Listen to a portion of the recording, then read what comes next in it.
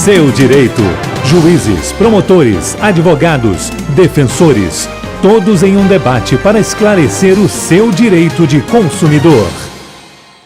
Tupi.am, Tupi.fm, com a participação do Dr. Werson Rego, a doutora Patrícia Cardoso Maciel Tavares, o Dr. Eduardo Biondi e o Dr. Antônio Jorge, que é diretor de assuntos institucionais da AMIL. Bom, a gente falava sobre decisão do Tribunal Superior de Justiça, não é? E que, pelo que eu entendi, em relação aos planos de saúde pessoais, individuais e coletivos, parece que não é cumprido. Doutor Werson, o que a gente pode acrescentar nesse tema que foi muito bem apresentado pela doutora Patrícia? A questão que foi colocada diz com os planos individuais e os planos coletivos. A lei de planos de saúde, depois aqui criou a ANS, conferiu à ANS esse poder de fiscalizar e normatizar o segmento. E ela o fez em relação aos planos individuais, porque era maior demanda no mercado à época. Estamos falando aí de 12 anos, 10, 12 anos. Então, essa foi a necessidade de então, e assim o fez a ANS. Só que o mercado acabou, de certa forma, amarrado, e é uma atividade empresarial em que há que se conciliar o interesse do consumidor e o direito do consumidor a uma saúde bem prestada, com qualidade, e a necessidade do empresário atuar naquele segmento com alguma perspectiva lucrativa. O que aconteceu então? O excesso de regulamentação em relação aos planos individuais, a tutela individual do consumidor desses produtos, gerou uma migração para aquele que não era regulado pela ANS, que é o plano coletivo, em que se entende que, por ser celebrado como uma pessoa jurídica, ela tem menos vulnerabilidade do que um consumidor individual, maior poder de negociação em relação ao prestador do serviço, ao operador do serviço, e assim se estabeleceu o critério de livre negociação. A ANS, ela não fiscaliza os contratos coletivos e não tem como estabelecer os percentuais de reajuste, entendendo, dentro dessa ótica, que a livre negociação impera nesse mercado. O que não se permite é que o reajuste seja abusivo. Então, o que a ANS faz é fiscalizar o percentual aplicado e, se ela entender que ele está acima do razoável, foge do princípio da razoabilidade, ela então vai questionar com a operadora o porquê daquele percentual tão elevado. A decisão judicial que foi mencionada pela Patrícia, do Superior Tribunal de Justiça, tentou aplicar o princípio dentro da ótica do judiciário, o princípio da razoabilidade dentro da ótica do judiciário. Uma demanda específica em que se questionava a abusividade de um reajuste foi trazida ao judiciário, que não pode empatar o jogo e condenar o escrivão nas custas. Ele tem que decidir de alguma forma. E o referencial que o judiciário buscou para tentar utilizar o princípio da razoabilidade com alguma eficiência foi usar o referencial da ANS para os planos individuais. Não é um critério correto, não é um critério legal, mas é um critério que precisa ser, às vezes, utilizado quando o judiciário é demandado. Eu tenho que entender que a parte operadora tem direito ao reajuste. Eu tenho que entender que o direito do consumidor não permite que se abuse daquela posição de vantagem do operador e imponha um reajuste excessivo. E o judiciário, naquele meio, a falta de balizadores legais, ele busca no mercado algum que possa fundamentar solidamente a sua decisão. E assim o fez em relação aos reajustes coletivos, aplicando percentuais próximos aos reajustes individuais. Mas, como a gente explicou, não tem força vinculante. É uma decisão num caso concreto. E ela serve de referencial para outras, mas porque ela só produz efeito específico naquele caso, naquela ação, naquele processo, ela funciona como um mero orientador para as decisões futuras em casos semelhantes. Essa é uma verdade incontestável, doutor Antônio.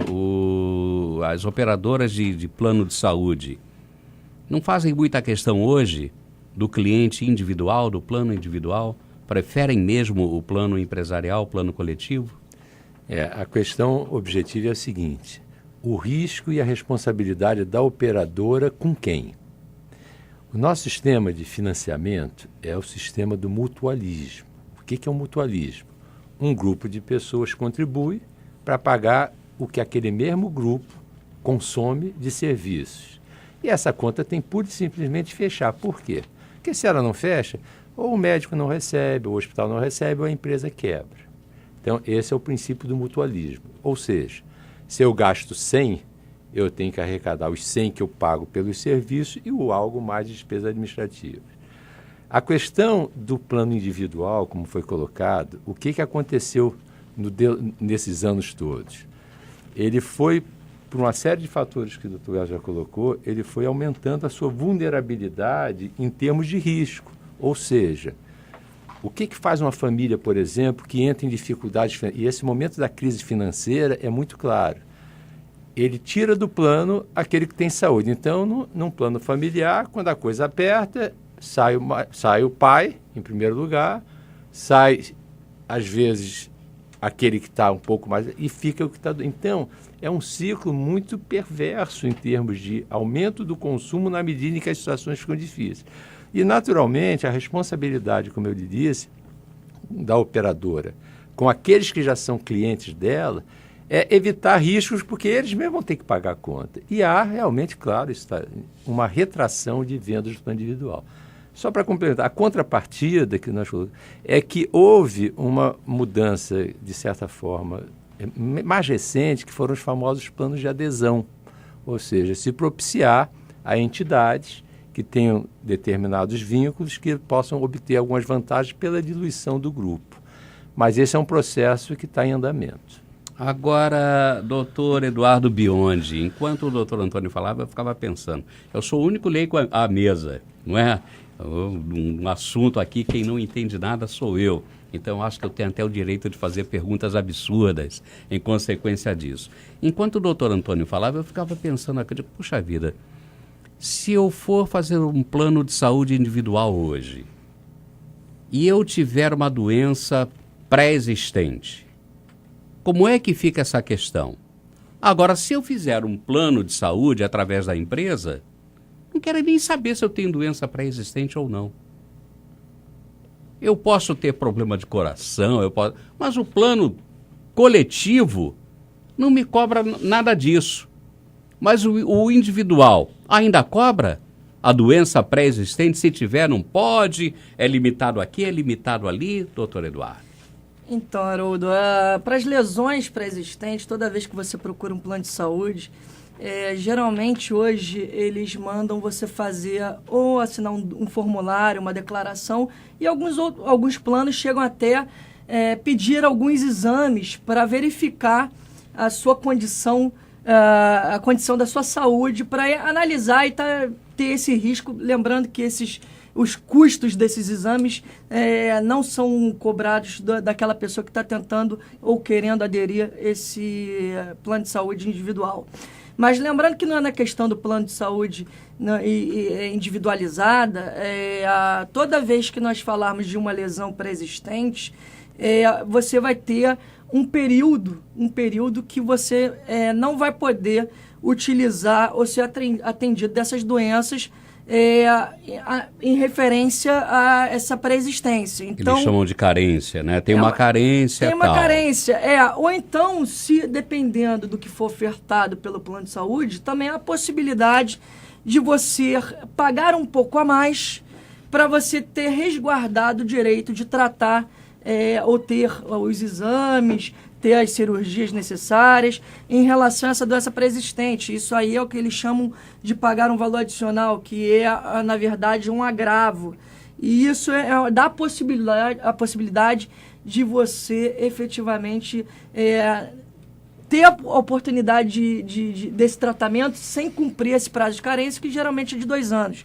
Mas é importante lembrar aquilo, voltando da questão da informação. No plano coletivo, pela facilidade, pelo custo menor, pela tranquilidade, há ainda uma carência do próprio consumidor em buscar essa informação. Então, ele teria que ver exatamente o que esse plano de saúde regula no modo coletivo em relação aos exames pré-existentes. Se há possibilidade de você pagar um pouco a mais, se não há, porque, na verdade, quando a gente fala... A operadora pode recusar um plano coletivo um cliente que tenha uma doença pré-existente? Não, isso não. Na verdade, o que você vai ter é a possibilidade de você verificar, principalmente a questão da carência. Então, como a gente está falando de plano coletivo, a gente tem que entender o seguinte, a questão que a gente estava debatendo e o Erson estava explicando é que a ANS, ela não regula o reajuste, mas ela fiscaliza sobre a possibilidade e o serviço que está sendo prestado. Então, ela é o agente fiscalizador para verificar se o serviço está sendo prestado, mesmo nos planos coletivos, adequadamente. Então, nesse caso, não tem essa possibilidade de negar essa adesão. Na verdade, é importante, volto a falar, é buscar a informação para verificar exatamente o que consta naquele contrato. E aí não é mais um tratamento desigual, doutora Patrícia? Olha só, o cidadão quer fazer o plano dele individual, mas tem uma doença pré-existente, tem que cumprir uma carência, tem que não sei o quê, tem que não sei o quê, não sei o quê. Mas se ele fizer o plano coletivo, está ali no meio junto com outros companheiros de trabalho de empresa e ninguém cobra dele essa carência. Não é mais um tratamento desigual entre quem faz o plano individual e quem participa do plano coletivo? Pode ser considerado sim. Pode ser considerado, Pode não é? ser considerado sim, mas a empresa não pode negar a adesão desse consumidor. Ela não pode no plano individual? No plano individual. Vai cumprir lá uma carência ou pagar maior, um pouquinho ou mais. Pagar um pouquinho mais. Mas no plano coletivo não tem nada disso. Não. Aí também não pode...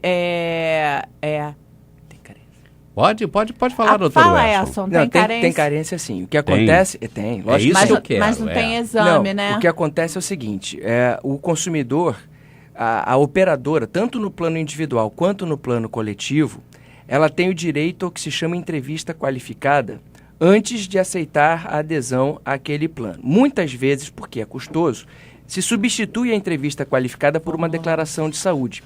Mas tanto no plano individual quanto no plano coletivo, essa declaração de saúde tem que ser prestada e, nesse caso, a boa-fé do consumidor é o que vai conduzir a relação. Se ele omite uma informação relevante, por exemplo, o fato de ser portador de uma doença ou lesão pré-existente, isso lá na frente reverterá em prejuízo dele. Inclusive com mesmo possibilidade... no plano coletivo. Mesmo no plano coletivo. Inclusive com a possibilidade de rescisão do contrato por vício de informação dolosamente omitida no momento da contratação. E aí cancela o contrato com a empresa ou... Daquele beneficiário. Daquele beneficiário. Então a declaração de saúde ela é importante para pautar a boa-fé recíproca naquele relacionamento. Quando ele informa, tanto no plano individual quanto no plano coletivo, ser portador, isso não é impeditivo. Num contrato individual talvez seja, porque se faz uma seleção daquele risco que eu quero suportar ou não, como colocou o doutor Antônio Jorge. No caso do contrato coletivo, eu não faço essa seleção de risco. A adesão é uma oferta pública, ele aderiu, passa a ter direito à prestação do serviço. Porém, como colocou o Eduardo, tem os prazos de carências a serem cumpridos. Normalmente esse prazo de carência é de 2 anos, em que ele não tem direito a tratamentos de grande dispêndio, serviços de alta tecnologia, exames caros, mas passa a ter direito a tratamento ambulatorial e coisas desse sentido, de menor custo para o operador. Se ele quiser ter a cobertura plena, ao invés daquilo que nós chamamos de uma cobertura parcial, se ele desejar ter a cobertura plena, também é possível. Mas para isso ele tem que, como fez o Eduardo mencionou, tem que pagar um valor um pouquinho superior que aquilo que se chama de agravo. Mas no plano coletivo, a única diferença é que não há possibilidade de recusar a adesão daquele consumidor nestas circunstâncias. E plano coletivo também, doutor Antônio, não é um preço fixo determinado para todas as empresas, Depende do número de empregados, depende do número de... até sexo, quantos homens, quantas mulheres, a faixa etária, tudo isso. Se tem mais meninas abaixo dos 30 anos... com risco de gravidez, aquilo já aumenta o preço do plano. Não é assim que funciona? Vamos lá. Vamos lá. Esclarecendo, primeiro, temos planos coletivos, ou seja, aqueles que são, como o nome está dizendo, contratados com grupos de pessoas. E desses coletivos é importante separar os coletivos empresariais e dos coletivos por adesão. Nos coletivos empresariais, que são aqueles contratados com empresas e que ela dá direito aos seus funcionários, CLT, diretor, etc., tem 2 grupos, empresas com menos de 30 beneficiários, que têm as carências, ou empresas com mais de 30, que não tem carência nenhuma. Por quê? Porque é um grupo maior e isso dilui o risco. Então, o que acontece? Partindo disso, a questão que você colocou, por exemplo, se numa empresa com mais de 30 beneficiários, de modo geral, é um preço único que é diluído entre toda a população, certo? São milhares e milhares. Quando é um grupo pequeno, mesmo no coletivo empresarial, você pode ter a cobrança por faixa etária. É isso que você colocou, Haroldo. A fisiologia humana, ela varia em função do sexo e da idade. Nós temos o quê? Como você colocou, um grupo de pessoas que você tenha um maior predomínio de pessoas da faixa etária mais avançada e assim vai. Hoje, com a tecnologia da informação, você consegue precisar bastante o risco de uma população acima de 250 pessoas, estatisticamente, que abaixo disso é mais difícil. Mas, de modo geral, isso funciona de uma forma razoável no que diz respeito a tudo isso que foi falado aqui. Só uma pequena observação para a gente corrigir a nomenclatura. Existe uma diferença quando se fala de carência, que são aqueles períodos que você tem que esperar nos planos individuais, ou nos planos por adesão, ou nos planos com menos de 30 pessoas para ter um determinado benefício, e aquilo que é relacionado a doenças pré-existentes, que é a CPT, que você colocou, a cobertura parcial temporária, é outra coisa. Você tem direito a quase tudo, mas não tem direito a situações de internação cirúrgica, procedimentos de alta complexidade ou leitos de alta tecnologia. E a regulação nesse aspecto, eu diria, pessoal, ela funciona com certa compreensão, à exceção da pré-existência não declarada, como o Dr. Werson colocou. E aí é uma outra história que a gente pode abordar posteriormente. Eu conheço o caso de uma menina que tinha um plano coletivo. Ela engravidou e o plano coletivo não cobria o parto. É tão caro assim um parto?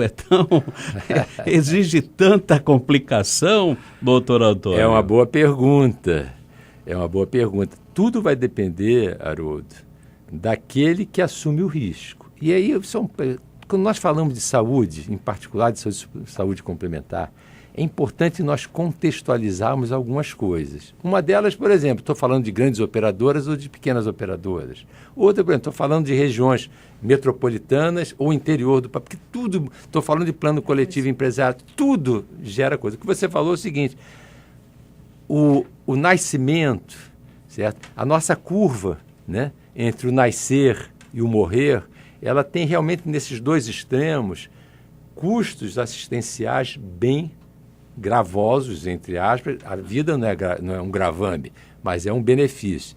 E é realmente diferente. Numa população em que você tem o predomínio de mulheres na idade fértil, o custo do plano vai ser maior sim, para você poder bancar, graças a Deus, os progressos da medicina, a neonatologia, agora a inseminação, a fertilização, mas a sociedade tem que bater palmas para isso.